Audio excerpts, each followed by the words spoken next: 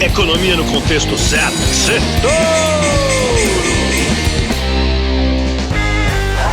Boa noite, Brasil, ouvintes da Jovem Pan. Bem-vindos a mais um Sextou, resumo da semana econômica no contexto certo. E foi uma semana de ponta cabeça em que o dólar engatou a 7ª semana seguida de queda. O Trump confirmou o tarifaço sobre o aço e o alumínio e o mercado financeiro reagiu de maneira oposta do que faz normalmente. Em vez do velho ditado do mercado, que é compre no boato e venda no fato, dessa vez o mercado vendeu no boato e comprou no fato. É isso aí. Coisas da era Trump 2.0. Quando ele ameaçou botar as tarifas, o mercado vendeu ações e as bolsas caíram. Mas quando ele confirmou as tarifas de 25%, por incrível que pareça, os investidores compraram bolsa, investiram e a bolsa subiu. Não teve estresse, nem dólar disparando. O mercado também sofreu com o presidente do Banco Central americano, Mr. Jerome Powell, dizendo que não tem pressa para cortar os juros, já que saíram dados indicando que a inflação segue persistente nos Estados Unidos. E se os juros não caem, quem cai é a bolsa. O mercado também sofreu com o enfraquecimento da economia no Brasil.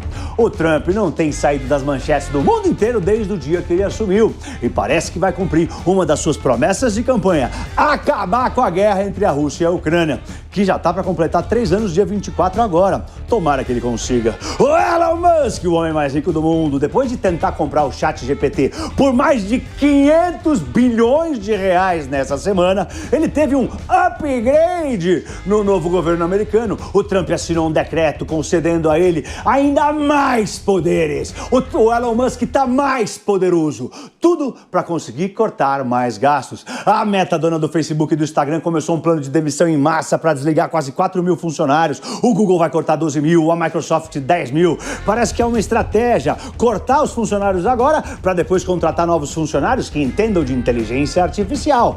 Vamos para os pontos que eu separei para o nosso Sextou de hoje. Primeiro ponto: a economia do Brasil bate as portas da UTI?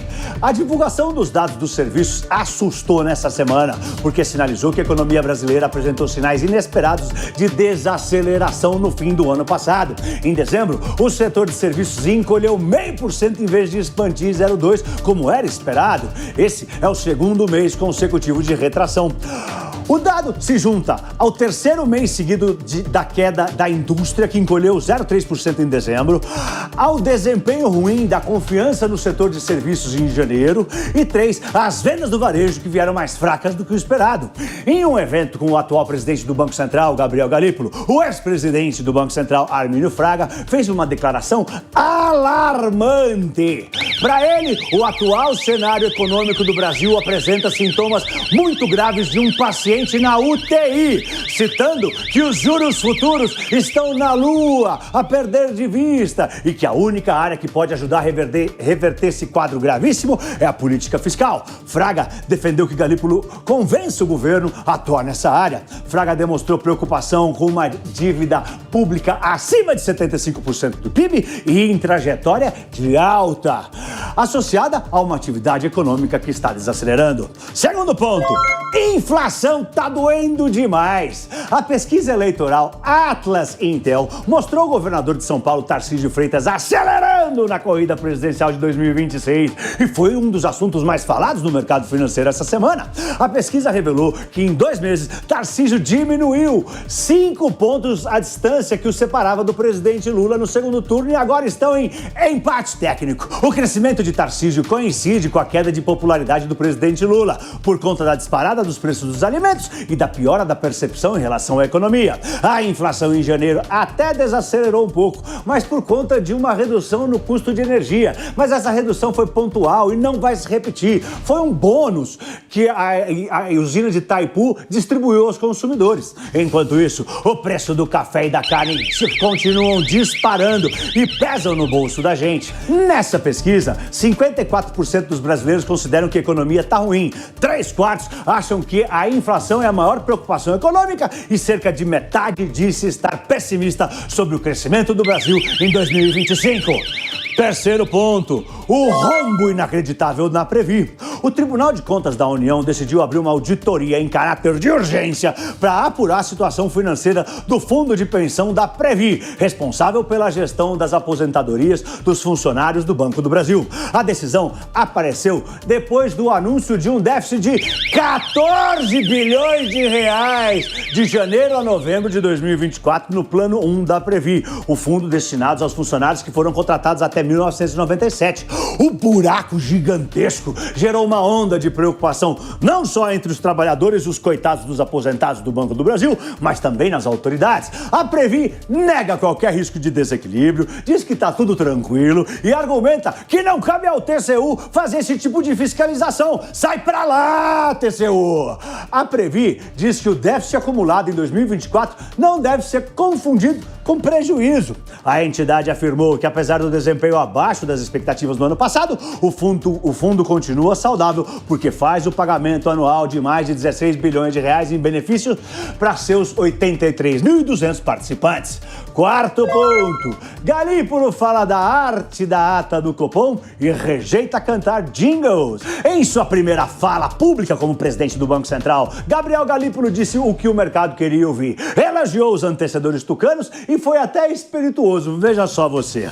Galípolo revelou que numa conversa que teve com Caetano Veloso, o cantor perguntou a ele se a redação das atas do Comitê de Política Monetária, o Copom, era parecida com criar poesias. Galípolo respondeu que os leitores não sentem o mesmo prazer em ler a ata como em ler as poesias de Caetano, mas que sim, existe uma arte na escolha das palavras. As atas do Copom são documentos fundamentais para orientar o mercado sobre os rumos da taxa de juros, a taxa Selic. Pequenas mudanças no tom do texto podem sinalizar posturas mais rígidas ou mais flexíveis em relação à inflação. A declaração foi dada quando ele abordava desafios da comunicação dos bancos centrais pelo mundo no esforço para se aproximar da população de cada país.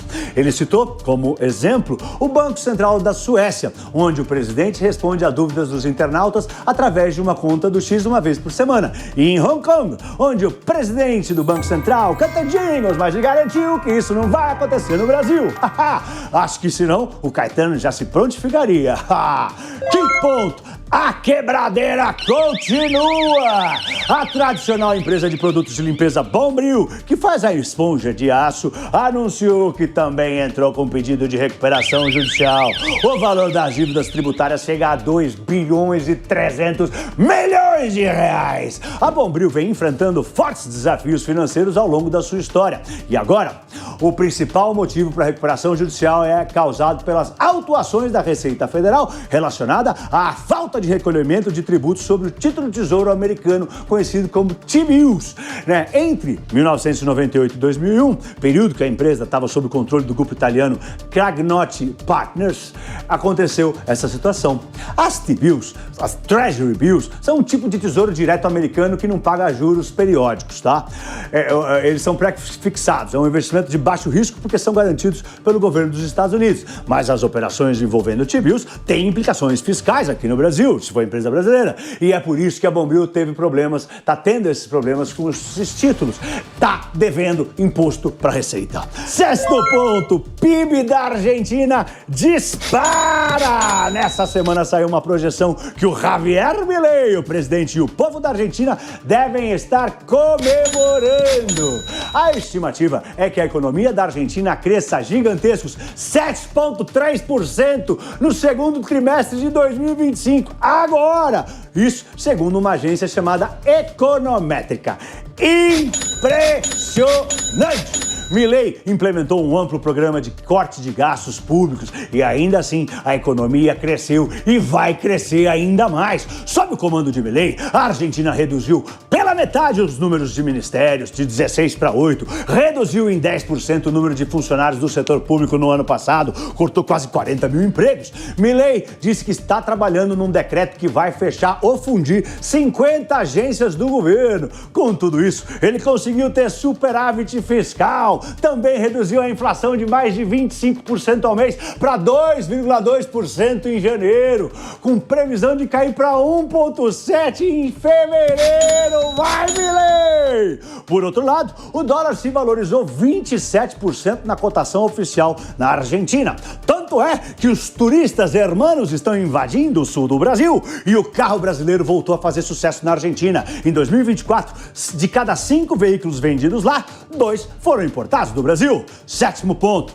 Trump manda recado pro Brasil. O presidente americano Donald Trump teve outra semana de manchetes. Convenceu o Putin a negociar o fim do conflito com a Ucrânia. Anunciou que quer impor tarifas recíprocas em todos os países do mundo, mas que elas só vão valer a partir de abril, e também não deu muitos detalhes sobre elas. Ou seja, ele quer negociar. Ele voltou a ameaçar os países do BRICS, Brasil, Rússia, Índia, China e África do Sul, com uma tarifa de 100% na importação dos seus produtos, caso o grupo continue defendendo a moeda própria para substituir o dólar. Trump falou que o BRICS vai sofrer se brincar com o dólar. Mas, além disso, o Trump ameaçou especificamente o etanol brasileiro. Trump lembrou que a tarifa dos Estados Unidos sobre o etanol brasileiro é de só 2,5%, enquanto nós cobramos uma tarifa de 18% em cima do etanol americano. Como resultado, diz o Trump, em 2024, os Estados Unidos importaram mais de 200 milhões de dólares em etanol do Brasil, enquanto os Estados Unidos exportou só 52 milhões de dólares em etanol para o Brasil. E pra semana que vem é feriado dos Estados Unidos na segunda-feira. A liquidez fica mais baixa nas bolsas. Sai a ata da última reunião de juros dos Estados Unidos. E por aqui vai sair o IBC-BR, uma prévia do PIB brasileiro. E a temporada de balanços continua. Eu sou Paulo. Boa noite e um lindo fim de semana em família. Ai, Torinho! Ai, Torinho!